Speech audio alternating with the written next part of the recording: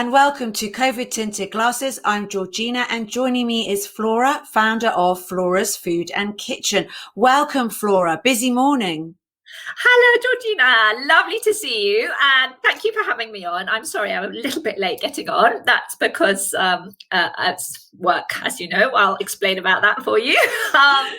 So I am Flora, and I have a events catering business set in the beautiful Devon and Somerset hills. And I do things like weddings, dinners, parties, or lots of lovely celebrations, and a lot of work for holiday-let companies. So guests come down to this part of the world and can enjoy, both our lovely coastlines and Exmoor and all that it has to offer. And it's just a world away from, London and the cities. I think everyone comes to relax and chill.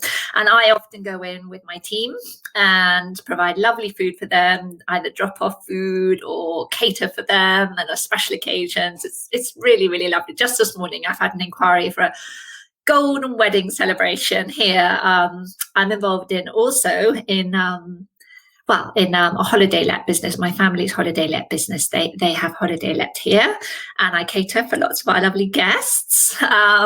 So that's me, really, and I've been doing it for nearly 14 years. Wow, a long, long time. So just to explain to everyone where you are based, because I know, because I was actually down there last weekend, but just explain to everyone where you're based. Yeah, so we are in southwest of England, by train it's an hour and 50 minutes to Taunton Station. And we are I live just in Somerset, and my family's holiday let is just in Devon, so right on the Devon-Somerset border, but still really accessible, actually, because the M4, M5 comes straight out of London, and from Bristol you can come up down the M5 as well. So on the way to Cornwall. People always say, "Oh, you're on the way to Cornwall."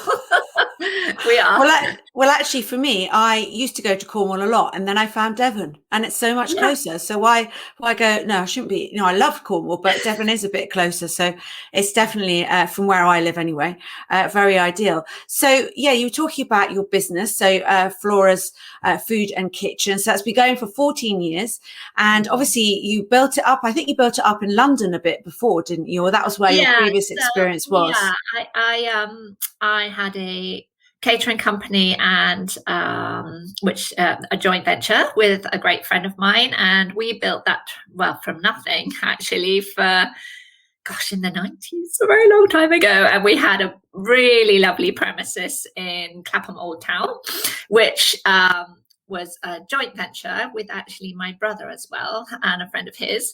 He had a West Country delicatessen, so we brought gorgeous food. Well, the West Country, Devon, Somerset, Cornwall has incredible produce, and his plan was to bring all that wonderful produce up and specialize it in a delicatessen in Clapham Old Town, and that's what we did. And we made sandwiches, and it was a great deli on the green there. It was really lovely, and it worked so well because we had the catering kitchens and premises on the same level and down below, so all our big fridges and freezers. That started, we catered for people like the Foreign Office and directors' lunches and MTV, and I mean it was huge at the time. Looking back at it, so that's how I started in catering, because I'm a least trained chef, but I have also been involved in marketing and advertising as well for international film company, so some different things. But all kind of based around food. And just to explain, a Leith chef, is that a Prue Leith chef? Yes, I went to Prue Leith, and I'm of the vintage where wonderful Prue Leith taught. She taught us, and Caroline ran it, and it was based in Kensington off the Ken High Street. And I now believe it's in Chiswick, actually, the school. And I think it moved to Notting Hill for a while. So it's moved around, but it's still essentially the same thing. Yeah. I had no idea that my course would lead me in that direction at the time. I did it when I was very young. And I loved it. It's been a real feature of my life, on and off all my life. I've really enjoyed it. I love catering for people. I love to see what it brings, the happiness, the just the event. And I think that's what we've been missing so much, connection with each other and celebration. And it's amazing that it's so important in our lives. I don't think we probably noticed how important it was until we lost it, actually. Yeah, I think definitely you're right. And that's kind of because a lot of the things you talk about is getting kind of big groups of people together that don't necessarily see each other very often. So it's hugely important to kind of, and the food is like what brings them together, doesn't it? And they can celebrate around it. So, I mean, the pandemic must have hit your business quite dramatically because, I mean, obviously you moved down to Somerset, Devon border, and you've been building up Flora's food and kitchen for a while. And then, the pandemic hit. So suddenly weddings are kind of, so to speak, off the menu. Big celebrations are off the menu. So talk to us a little bit about how it impacted your business. Well, actually, looking back now, a year later, I was in shock. I remember the date of the last event I did a celebration for 3 families, a really lovely, small, 12 people for dinner, beautiful dinner on the 26th of March. And then that was it. Absolutely nothing until I've written it down, actually, because I couldn't believe it was so long. I think it was something like this, the 24th of April, 2021.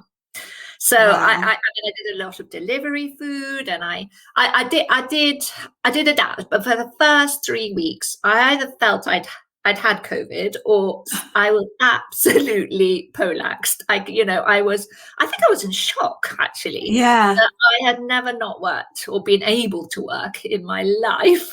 Yes, and that was it. Someone was telling me that was it. I couldn't, and also just responding to emails and either moving dates or giving refunds. I mean, as a business, I had expanded enormously in 2019 because I was building up the business in another level because I have more time. My children are older now. And I'd had my best year. So it was a bit of a shock, I have to be honest. But since then, I have got a vegan and vegetarian range going for fantastic local zero waste shop, who I'll give a big shout out to, the Blue Pantry in Wellington. Gary's been fantastic supporting me the way through this. I've been doing delivered meals, but because I'm very rural, and how the little lanes and whatever, it's quite hard. I think if you're in a city, you can do a great delivery trade. But where I am, my son's school, one is 5 miles away and the other one is 10 miles away. So, just if you're only going to cater for 2 people, which is lovely, obviously, it's really tough. I can't charge a ridiculous amount of money because it's not worth it because of the traveling as much as anything. So I realized I couldn't really make a living doing deliveries. So I upskilled. I went and did the same course as you've done, a fantastic, digital marketing, social media course, because I've always had Instagram to show people what, so if they order food from me, I'll put what I've done that weekend, and then they'll see my menus and go, oh, I saw that, I'll go for the lamb, or I'll go for the, whatever it is. I'm really passionate about local and seasonal ingredients. And so I try and utilize whatever we have here locally. It's brilliant as well in my menus. So for that, it was a big shock, but I tried to make a positive out of it. I've learned new skills. So I got my certificate actually yesterday to say that I'm social media manager qualified actually, and I've been helping 2 local businesses here with their social media marketing during the pandemic. So I've done bits and bobs. I've upskilled, but it's not the same. Catering is a numbers game. So it has been, I have to be honest, really, really tough. Yeah. So you talked about, so when it hit, obviously none of us really knew the dramatic aspect of it, i.e. how long it was going to go on and how serious it was actually going to become. So obviously, I mean, the kind of stuff you cater for and your location, I would have thought that from April through to September is actually one of your busiest periods of times with weddings and stuff like that. And you said like it's a numbers game. So you must have had to spend a lot of time cancelling and consoling people as well. I would have thought they must have been quite upset. Some people were so upset, and and I was too. By the end, I didn't know what to say, and I had to try and give deposits back, or I had to try and rearrange. And some people we've rearranged, 3 times, and they're still coming. So that's brilliant. Yes. And some people, it's not possible. So it was really tough. I have to admit, it was really tough. And at the time, I'm very much, I get on with it and I carry on. But I've learned a lot about myself. Really, I need to take a bit of time and put myself first as well, because I'm really good at putting everybody else first. But it gave me a huge time for reflection, and also it gave me a time to give me a lot of confidence to go online, which I never had before. So now I do online cooking classes. That was something I adapted to in the pandemic, and I really enjoy them. I wasn't sure to begin with, to be honest. I do live Instagrams, just sort of, highlighting seasonal produce from time to time. So, I've learned a lot of skills, but I will always try and keep my online presence now, because I think, like everybody, we were all a bit rabbit in headlights. Nobody knew what was going to happen, and we still didn't. I felt that one of the hardest things was the start-stop, which has been for the holiday-let business and for my business. You prepare like Christmas. We had that week when Boris said, "Okay, you're off. You can all meet your family." And I was catering for a lovely family who I've now never met. The full week, and I was doing other jobs, for other people. I really scaled up, got all the people back together, all my team. And, one day's notice, the whole thing was gone. All the food was going to waste, all the work, so much of the cooking had actually been done. And, I'm really passionate about food waste as well. It was just devastating. But through that, I have to highlight a positive. I found a local group that had been set up by a wonderful woman called Kate, and they have been doing a food project in my local town, and they Wivey's Cares. Wivey's Food Project. Yeah. Yes. Yeah. And they have been producing, through the pandemic, about 400 to 500 meals a week to support the local community, whether the elderly, they can't get out, or young families, or with children at home. And also, one of the wonderful volunteer ladies took a whole week's worth of meals, because both parents had COVID. I mean, you can't go out, you're not allowed out, and if you don't have family locally, you're stranded, to feed everyone. So it is a fantastic project, actually, and they need lots of support. So yeah, Wivey's Food, Wivey Food. I can't say it now. It is, I suppose it's Wivey's Food Project. Yeah, I will definitely put the link along with your zero food waste a restaurant or cafe in the description as well.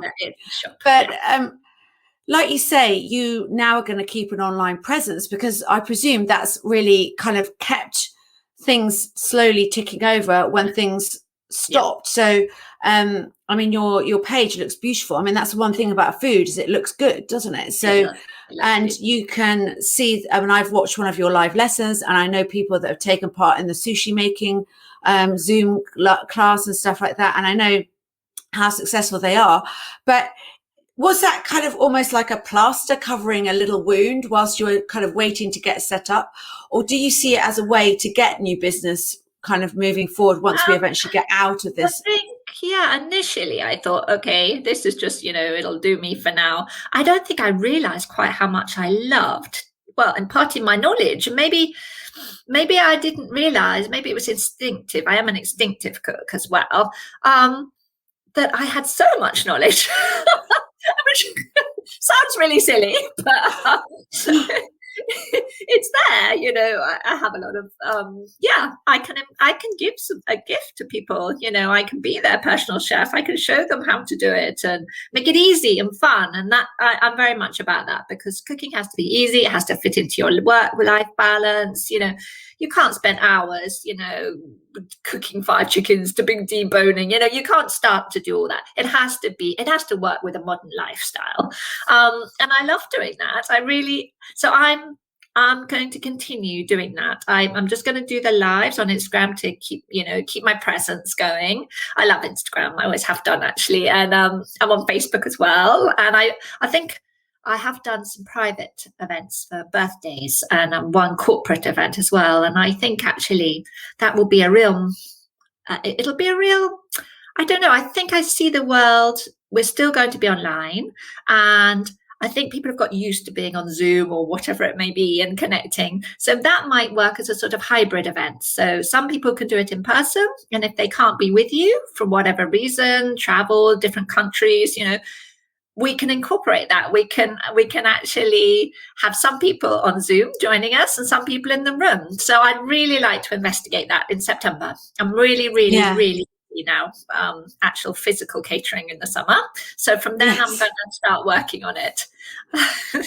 But that's something that is great about the online aspect, is the fact that you can kind of connect with people all around the world. So I think that would be a great idea. So some people in the room, like you say, and some people virtually there as well. That would work really well. So you said at Christmas that you had everything set up, and then there was 1 day's notice, and that included your staff as well. So how has that been? Have they still been available to pick things up, or how's that affected things? I had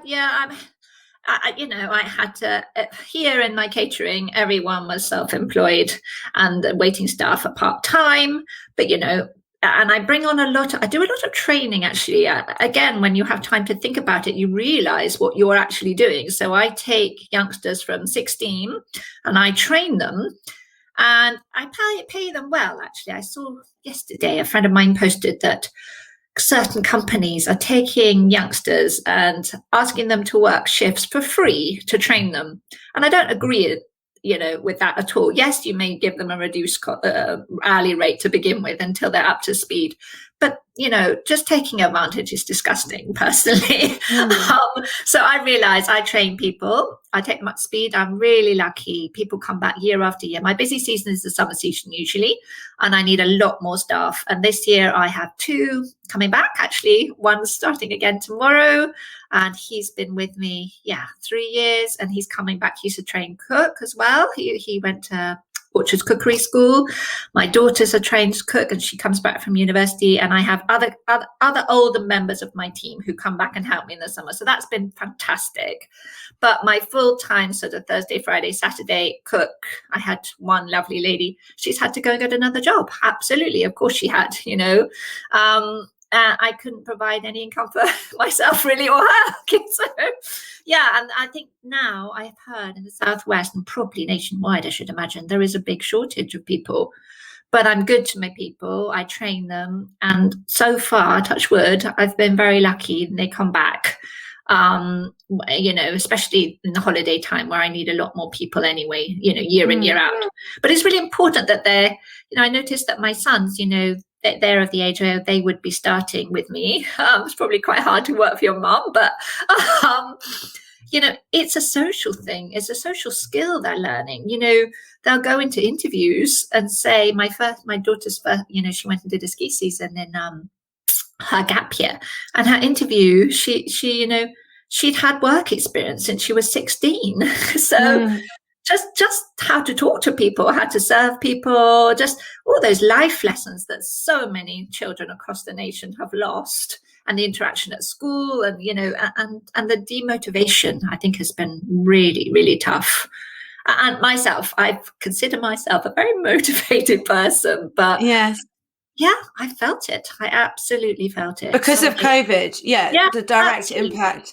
And you think it's the fun of January, from Christmas onwards. I mean, I found that incredibly tough. The weather is so awful, obviously, and the only thing that kept me going, really, I think, was I took on a challenge to swim the channel virtually.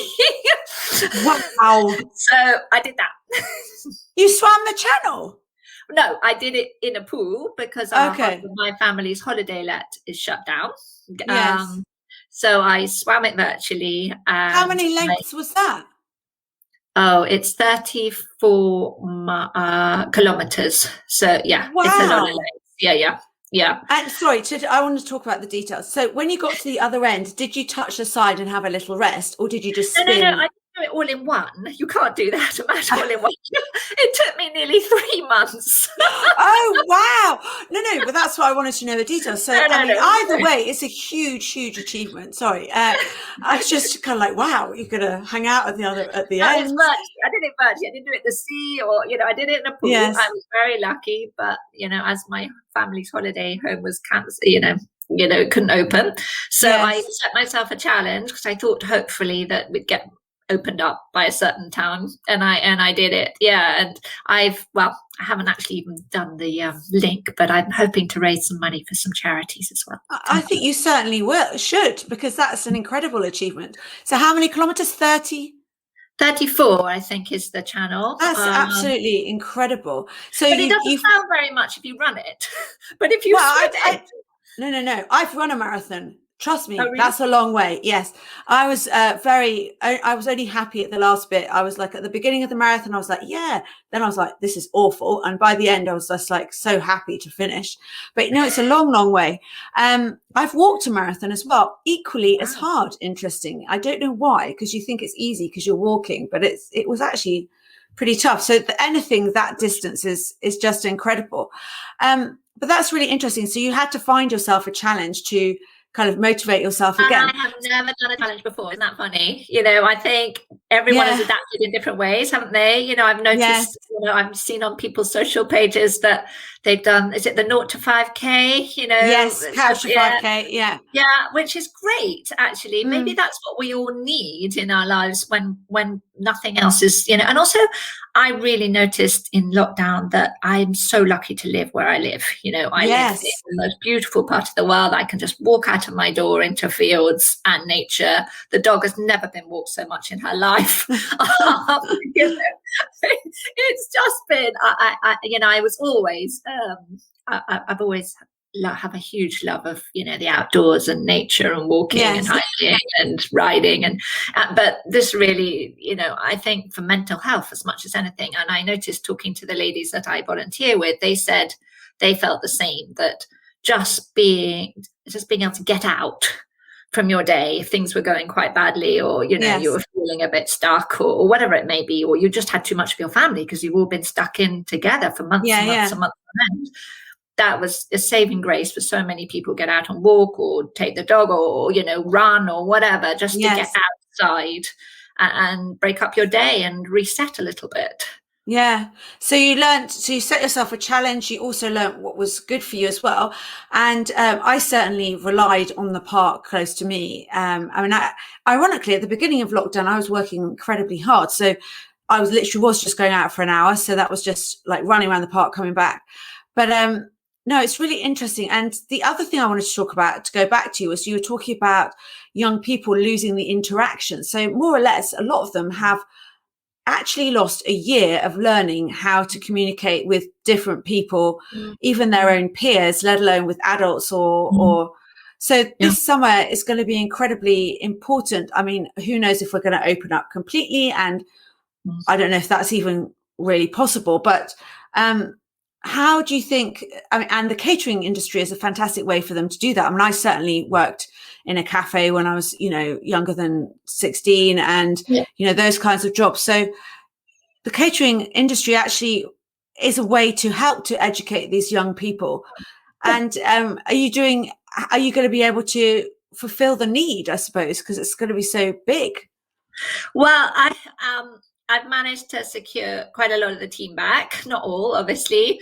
And it's going to be tougher, as a friend said to me recently, it's like, you've got to, produce 2 years worth of revenue in 1 year. It's like, it's not going to happen. It's not going to happen because, it's numbers, as I said before, but I am taking a lot more work on, but it's a lot smaller work. So, what we're allowed, the 2 households or the bubble, or, so that's fine. But I am, so rather than doing, the nature of it is changing, I've noticed. So rather than doing, a big event for 45 one weekend or 70 or whatever, except because I work for a lot of holiday houses, as I said, down here, and some of them are huge, they sleep 60 people. I love, there's one called Knoll Manor that I go to that, often do 45 to 60, which is wonderful. And they have weddings as well. But it's a big house. They can sleep a huge amount of people. And I do lots of work for a lovely company called sleeps12.com. Their houses are amazing. And actually my family's house is with them as well. They will have indoor, swimming pools and spas. So you're having a really great break. Even if you can't go abroad, you can go and enjoy and have someone come and cater for you. So yes, lots and lots of smaller events. But it does take a lot of organization. If like this weekend, for example, I have 4 different events with different teams going into different places and waitresses to go with them. And especially when they're younger, I'm trying literally since I've started since April, I'm getting all the younger ones back in to train them because they haven't been. So 10 days ago, there was an event and I went one way and my cook went another way. And we each had an extra person, just a younger person, 16, 17-year-old, and they were there to be trained. But I pay them. So that was it's really important. It's good. It's important for their self-worth as well, apart from anything else. I mean, Absolutely, yeah. And it will be different. And people are also ready to have delivered meals. So I have a special occasion type of menu, which very much seasonal and local and fabulous ingredients. And normally I would only ever go and cook that, or one of my staff, a cook would go and cook that because it's finishing it off and, making and presenting it as much as anything. And that has been the change. People are willing to have that menu delivered. And I don't know whether that's because they're worried about someone else coming in with COVID, and all that implication, or whether that's because they've got used to all the, I think a lot of the lovely restaurants, especially in the cities, have been delivering incredible menus, haven't they? Yes. And pubs down here, actually, I've noticed on local Instagram, some of them have been doing that as well. So, I haven't noticed it so much here because I'm very rural, so it hasn't happened as much, but I do keep my ear to the ground. So yes, I'm doing several of those. I did one, 10 days, not even last weekend. And, the most exquisite fillet of beef from Tim Potter Butchers. I have to shout out to them as well. They look after me really well. And just a whole massive, huge piece of fillet for 17 people. And they were happy to finish that off themselves. I didn't have as much as I could, but, it was handed over hot and ready to go. So that's interesting. That's a different thing for me this year. Yes. So you're doing those kinds of things, and you're doing the vegan vegetarian freezer range, and you've managed to find a way to get rid of any excess in case anything goes wrong. But are you slightly more nervous about taking on bigger bookings now because of what happened at Christmas? Well, I can't. I mean, legally, I'm not allowed to now. I mean, I have penciled in the diaries, a big wedding. The first one is September, but we don't know. No one knows. But I do have a small wedding, my first small wedding. None of the original weddings booked. Because I think, why would you? I think you're just going to go and do it with your family and say, okay, I'm going to have an amazing holiday when I can. Or, because no one knows. And you don't want that uncertainty in your life, do you, really? No. I mean, we've all had it for so long. So I don't know. I think smaller bookings might be the way forward for now.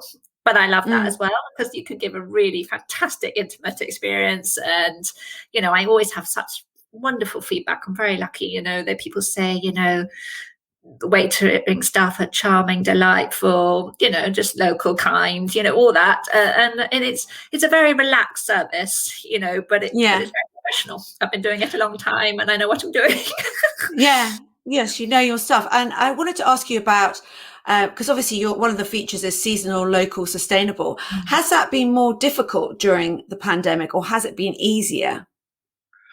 I think That's a really difficult question, actually, because I haven't been in the food world as such, but I am a great supporter of local and seasonal. So I probably go out and find it.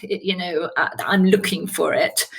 I don't know, to be honest. I support the farm shops. I support, everything local. I don't know, actually. I couldn't give you a definite answer, but I think possibly people, because we're restricted to where we can go, and so possibly, local has benefited. I'm not actually quite sure, because a couple of my suppliers have actually closed and a venue. So right. So actually, I don't know. It's probably, I think the fish has definitely suffered. We are getting the most, well, in the lockdown, we got the most incredible fish vans coming up to Devon and Somerset, which wouldn't necessarily come from Cornwall before, or you'd have to go to Brixham to use them. And they're coming up with some wonderful, seafood and fish that possibly, because the restaurants and pubs aren't having it. So they're looking to that market, but it doesn't replace, their market for the restaurants and pubs. They're just having to diversify. And there's a distillery, that Exmoor distillery, actually, and they do Exmoor gin, and they've been doing hand wash, hand sanitizer. So fantastic. I love that. They're really diversified, So people have managed, I guess. They've managed. I saw on the One Show last night that Michelin is now giving a green star, or like a green leaf or something. Yes. So there were, that came up. So I just thought that was quite interesting. And for it to happen this year, I mean, I don't know if it happened before, but that came up. So my last question for you is, or one of the last few, what is the craziest thing you've been asked to cook this year? Oh, this year? Nothing this year. Everything craziest. Not this year, but 1 year. No, just because I haven't been cooking that much. Yeah. But 1 year I did do. It was really great fun. A 4-day wedding, and on the night before the wedding, we had fairly simple barbecue and whatever, and we had. I don't know if you've seen them. You can make ice creams on sort of like a frozen block. And we did that. And we made these incredible ice creams. And I tell you, it's a funny thing, because it's not high catering at all. It's like, do you remember you squeeze them and they're like chocolate sauces and they freeze on top? Oh, wow. Okay. Yes. So we did that, and that was really good fun. It wasn't crazy, but it was really good fun. Yes. And another night we did full Indian with mixing cocktails, and I had to find all the wines to go with this Indian food.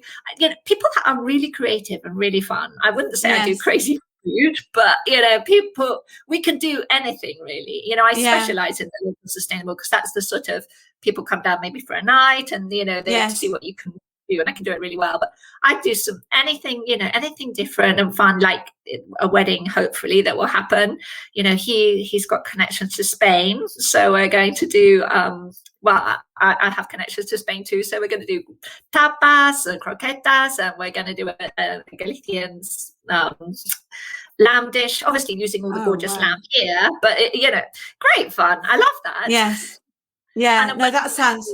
July, they have all the fish. They're having some gorgeous scallops come up from Cornwall for me. So, but I look for those sort of things. I smoke salmon from the Wye Valley. I look for those sort of things and where it comes from.